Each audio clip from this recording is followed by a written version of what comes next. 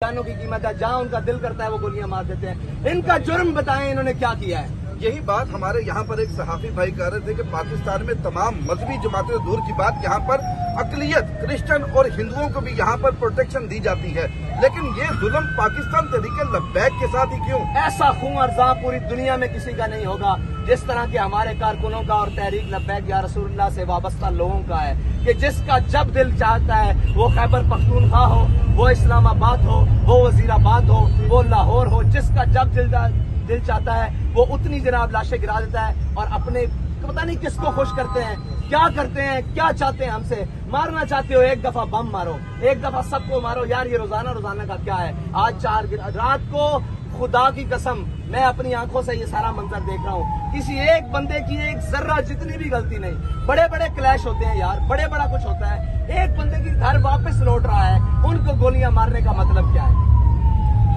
मैं तो यही कहूंगा निहायत ही अफसोस के साथ कि जो भी लोग इन मामलात में मुलव्वस है, लानत है उनकी शक्लों के ऊपर, उन लानत है उनकी इन कुर्सियों के ऊपर। अब जितना साहब हुसैन रिजवी साहब बता रहे हैं कि 3 किलोमीटर अभी फासला रहता था, ये 3 किलोमीटर पहले ही इनको इरादे लाके पता कि इन नामुरादों के इरादे क्या हैं, ये लोगों पर शेलिंग करेंगे। माजी में भी इन्होंने भुगता है, इन्होंने देखा है, इन्होंने शहदा के जनाजे पढ़ाए हैं, इनके इरादे समझ आ